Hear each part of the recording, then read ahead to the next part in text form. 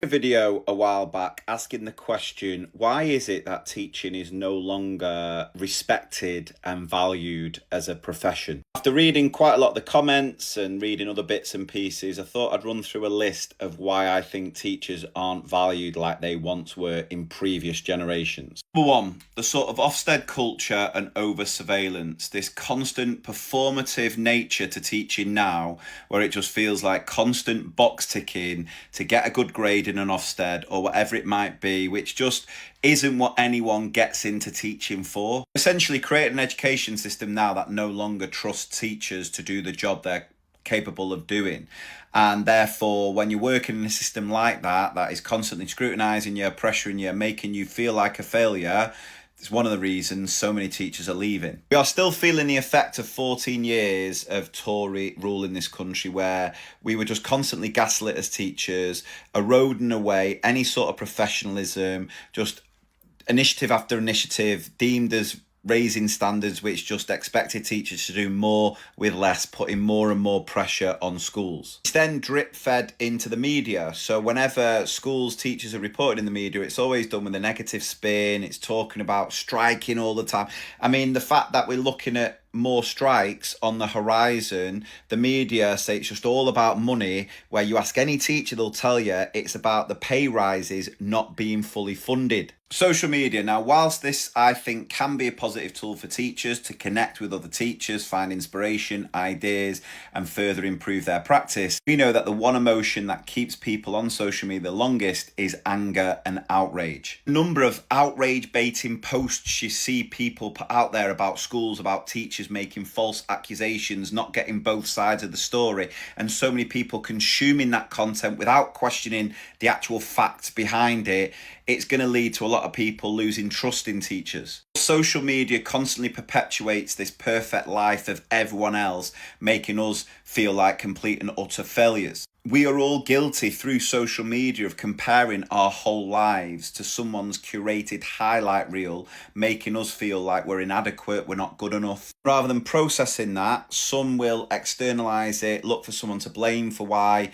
their child isn't performing as well as their friend's child who's being posted all over social media. And again, teachers can be blamed for that. Staying on the social media theme, the scroll effect, where you've got so many children connected to devices for multiple hours a day, getting a constant dopamine hit through scrolling and scrolling and scrolling, making so many of them finding school completely and utterly boring. Everything is instant, rewards are constant, and it is just impossible for teachers to compete with it. Our society very much has a consumer mindset now with most things, but especially schools and teaching, where rather than it being a partnership model between teachers and parents, it's almost seen as like a customer service type model. So when the service isn't as expected, maybe a child has some sort of struggles, some parents will put the blame solely on the teachers, not necessarily seeing it as a shared responsibility. Then you've got the invisible labour aspect of teaching, where so much work teachers do completely goes unseen. Because so much of it is unseen, a lot of the time it's therefore undervalued. To still have people come out with lines like teachers only work 9 till 3 just proves that point. The reality is that there was research done looking at the number of hours of unpaid overtime worked each week across every job,